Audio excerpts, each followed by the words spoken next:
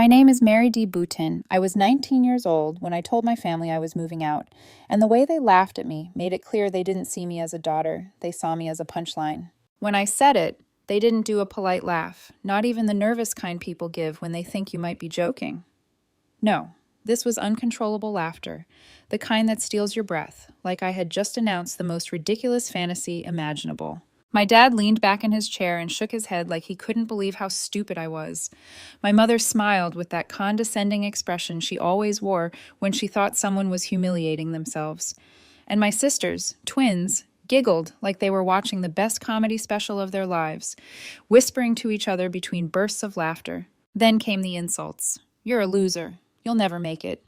You won't last a week. You'll come back begging like a stray dog. Honestly, it's a relief you're leaving. One less problem for us. I stood there and said nothing.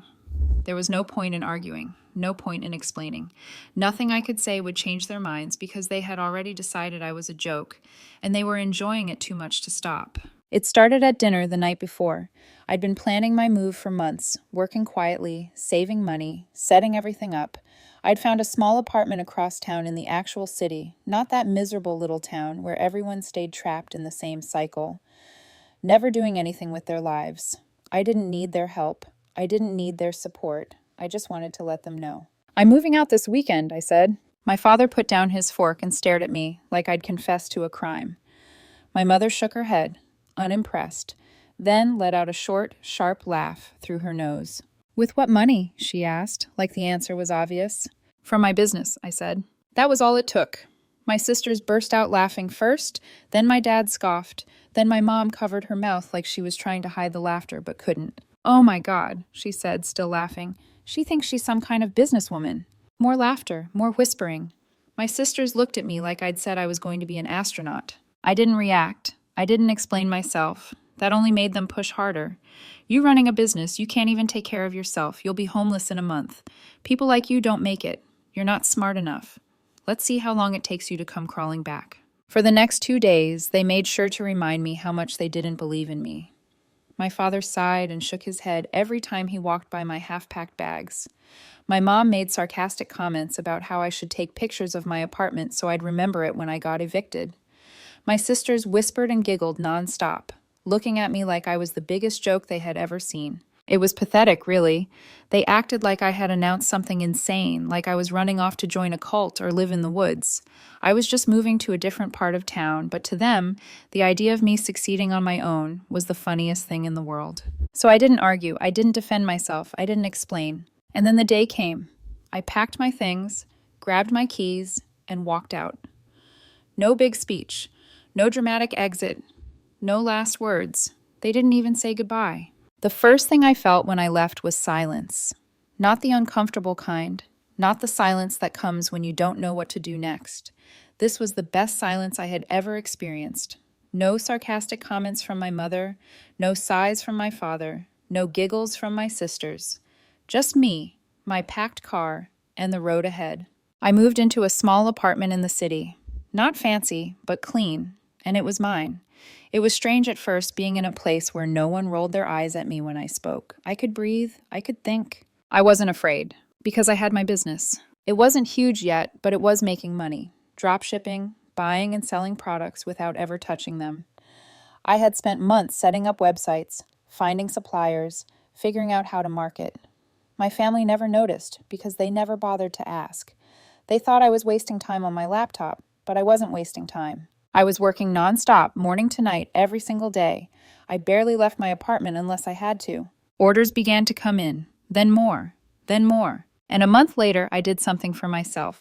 I bought a car, not just any car, a brand new 2020 Toyota Camry. It wasn't a sports car, but it was mine, it was new, and it was proof. I took a picture of it, posted it online, and wrote a simple caption. Hard work pays off. Congratulations on my new ride. That was it. Nothing flashy, nothing pretentious, just something for myself. 30 minutes later, my phone exploded. 30 minutes after I posted that photo, my phone wouldn't stop vibrating.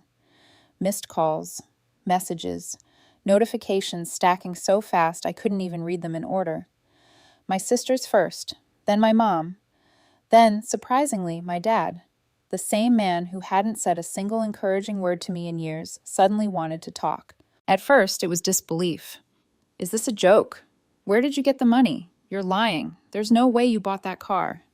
I smiled at my screen, not because I wanted revenge, but because I finally saw the truth laid out so clearly it almost felt generous of them. I answered a call from one of my sisters. It's real, I said calmly. I bought it myself. That was probably my mistake, because the second they realized I actually had money, they suddenly remembered I existed. My mom called right after. Her tone was different this time, softer, sweeter, almost warm, but in a way that felt rehearsed. We were just talking about you, she said. You know we really miss you. It's been too long. She missed me now. Not when I left. Not when they laughed me out of the house. Now. My dad sent me one text. Just one. The same man who used to sigh every time he looked at me suddenly wanted to check in. My sisters, the same ones who mocked me constantly, started complimenting my business, asking how I did it, telling me how proud they were. I knew exactly where this was going. 2 days later, the money request started. It began gently, almost cautiously. My mom called first. Her voice was careful, like she was afraid I might hang up if she moved too fast. Not her usual sharp tone, not her sarcasm.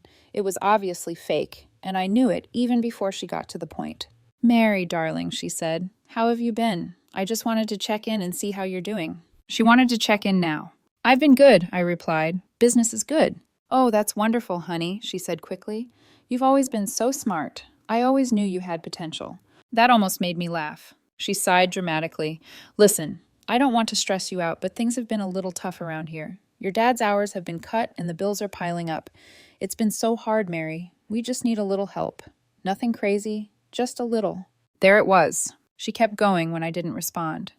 You're doing so well now, and $2,000 isn't much to you, is it? I mean, with your new car and everything. So now I had money. I didn't say yes. I didn't say no. I just said I'd think about it. That seemed to satisfy her for the moment. Then my dad called, which was rare. He didn't say hello. He didn't ask how I was. He went straight to the point.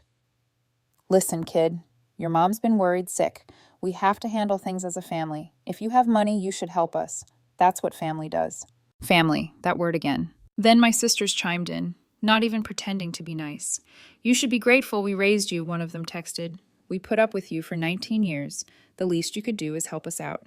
Put up with me, like I was some burden they carried. The other one texted right after. Mom and Dad did everything for you. You're so selfish. You can't just disappear and leave us to struggle. I stared at my phone for a long time.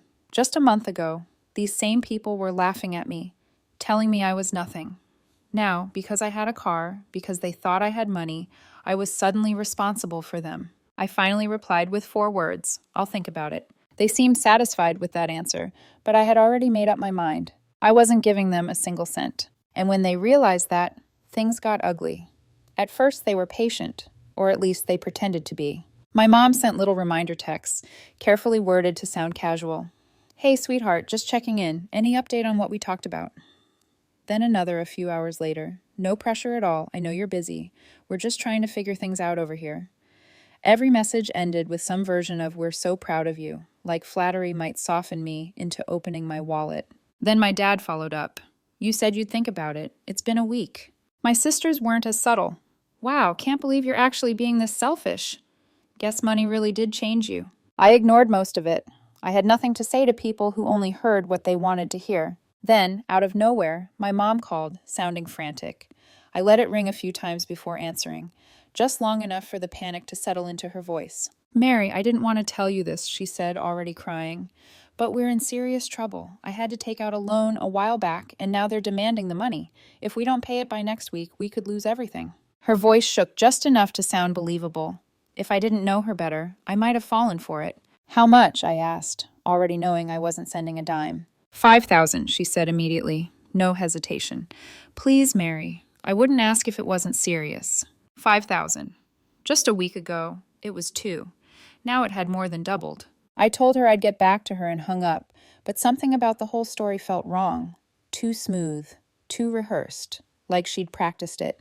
A couple of days later, I ran into my aunt. I was grabbing coffee in the city when I saw her walking toward me. My mom's older sister. We were never especially close, but she was always kind to me. She listened when I talked. That alone set her apart from the rest of my family. "Mary," she said, smiling, "it's been so long." We talked for a bit, catching up, and then I decided to ask. "My mom said she took out a loan," I said carefully. "She said she has to pay it back next week or they'll lose everything." The second I said it, her face changed. Her smile dropped, replaced by something between disbelief and frustration. "There's no loan," she said. I stared at her. "What?" "They're lying to you," she sighed. "I told your mother it was wrong, but she doesn't listen. She thinks you owe her, and she figured if she scared you enough, you'd pay." My stomach tightened. "She laughed about it," my aunt continued. "Said you're young, you'll make more money. It's not a big deal." I couldn't speak. "She's done this before, Mary," she said quietly. "Not just to you, to me, to other relatives. Always some emergency, always some crisis that doesn't exist. When people stop giving her money, she moves on to the next person." That was the moment everything clicked. They weren't desperate. They weren't struggling. They were planning. My own mother had sat there, invented a story, and tried to scare me into handing over thousands of dollars, and I had almost believed her. I walked home in a daze, replaying my aunt's words over and over. The fake panic, the perfect number, the sudden urgency, the way my sisters and dad had lined up right behind her. When I got home, my phone was full of new messages. "Please, Mary, we're running out of time. Be a woman and take care of your family." "Are you really going to let us lose everything?" I stared at the screen, disgusted. I could have called my mom right then and told her I knew. I could have exposed the lie, blown everything up in one angry message. But that would have been too easy. Instead, I sent one text. "I've been thinking. You're right. I should help my family. Meet me at the bank tomorrow at 2 p.m. I'll pull out the money in cash." The response was instant. "Oh, sweetheart, thank you," my mom wrote. "You have no idea how much this means to us." I smiled. I had a very good idea. I arrived at the bank early, not because I was eager, but because I wanted to see something. I parked across the street and watched the entrance like it was a stage. A few minutes later, my family appeared together. My mom near the door, chatting animatedly with my dad, my sisters trailing behind her, laughing and nudging each other like they were heading to brunch. Not a financial crisis. They didn't look scared. They didn't look desperate. They looked excited. That's when it hit me. They had already decided how they'd spend the money. My mom's little luxuries. My dad going back to doing nothing. My sisters shopping or planning some trip they'd pretend I didn't help pay for. They weren't worried about losing everything. They were celebrating before they even had the cash. I took a deep breath, got out of the car, and walked toward them. The moment my mom saw me, her face lit up. She actually reached out to hug me. Arms open, like we were in some emotional reunion scene. I stepped back. "No need for that," I said lightly. "Let's go inside." We walked in together. I went straight to the counter. My mom hovered close, like she was afraid I might change my mind at the last second. My dad stood back with his arms crossed. My sisters suddenly went quiet. I smiled at the teller. "Hi, I'd like to check my balance, please." My mom's smile twitched. "Mary, just withdraw the money." "1 second," I said. "Actually, can you also check if there's a loan under my mother's name? I'm just curious." The air changed instantly. My mom froze. My dad cleared his throat. My sisters exchanged looks. The teller glanced at my mom, then back at me. "A loan, you said?" "Yes," I replied calmly. I turned toward my mom. "The one you told me about. The one you desperately need to pay back before next week." My mom looked like she'd been slapped. Her mouth opened, then closed. Nothing came out. My dad stepped in. "This isn't necessary." "Oh, it is," I said, keeping my eyes on the teller. "Go ahead and check." My mom grabbed my arm. "We're leaving." I pulled away. "No, we're not." The teller typed for a moment, then shook her head. "There's no loan under this name." Silence. I turned to my mother. "That's strange," I said, "because you told me there was." She tried to speak, words tumbling over each other. I was going to explain. I didn't mean... I laughed. A real laugh, the kind that surprised even me. "Explain what? How you planned to steal from me? How you laughed about it and thought I'd hand it over like an idiot?" My dad wouldn't look at me. My sisters backed away, suddenly very interested in the floor. I pulled out my phone, opened my aunt's message, and held it up. "You lied to me," I said, my voice steady. "And you've done this before." My mom's face crumpled. "Mary, please." "We're done," I said. I turned around and walked out. I didn't wait for excuses. I didn't need them. That night, my phone exploded. Calls, voicemails, texts layered on top of each other. We were scared. It was a misunderstanding. "Don't turn your back on your family. Do you think you're better than us now?" I blocked every single one of them. For the first time in my life, I felt free. But I wasn't finished. Blocking them felt good, but I knew it wouldn't be enough. People like my family don't stop just because you close one door. They find windows. They invent new emergencies. They rewrite history until they sound like the victims and you sound like the monster. I didn't want years of new numbers, new lies, new attempts to pull me back into the same cycle. So I decided to end it properly. A week later, I unblocked them just long enough to send one message. "I've been thinking," I wrote. "Family is everything. Life is too short for grudges. I want to make things right. Let's start fresh. My treat." Then I attached 4 plane tickets. First class, luxury resort in the Caribbean, all expenses paid. At least that's what it looked like. I didn't even have time to put my phone down before it started ringing. My mom's name lit up the screen, and for the first time in my life, I answered with a smile. "Oh, sweetheart," she said, already crying. "We knew you'd come around. We've missed you so much." My dad texted right after. "Proud of you, Mary. This means a lot." My sisters flipped instantly, like someone had switched personalities. "We knew you weren't selfish. This is going to be amazing. Family first, always." It was actually embarrassing how fast they changed. I told them to meet me at the airport in 2 weeks. I said I'd handle everything. All they had to do was show up. They didn't question it, not once. While they were packing swimsuits and bragging to friends about their upcoming luxury vacation, I booked my own real trip somewhere completely different. Quiet, peaceful, somewhere I couldn't be reached. The day arrived. I was already sitting by the ocean on my actual vacation when the messages started coming in. "We just got to the airport. This place is huge. Where are you? We can't find you." I didn't reply. An hour later, the tone shifted. "They're saying the tickets aren't real." "Mary, what did you do?" Then the calls started. Angry, panicked, humiliated. They had gone to check in with bags packed, dressed for a luxury getaway, only to be told the tickets were canceled. Not fake, canceled. Because I had booked them and refunded every single one. They stood there in the airport, surrounded by strangers, realizing too late that they'd been played. The voicemails were unhinged, screaming, crying, threats, accusations. "You humiliated us. How could you do this to your own family?" We looked like idiots. I took a sip of my drink and watched the waves roll in. Then I sent one final message. I figured it was only fair. After all, lying to family is just what we do, right? I blocked them, forever. That should have been the end of it. For a while, it was. They raged. Then they guilt-tripped. Then they tried fake kindness. I ignored everything. Eventually, the messages stopped. Months passed. My business kept growing. I moved into a better apartment. I bought an even nicer car. Life felt stable in a way it never had before. Then one day, I got a message from an unknown number. It was my youngest cousin. "I thought you should know," she wrote. "Your parents have been telling everyone you stole from them and abandoned the family." I laughed out loud. I called my aunt, and she sighed like she'd been expecting it. "They're playing the victims," she said. "Most people know what they're like, but they're trying to make you the villain." I didn't confront them. I didn't defend myself. I didn't explain.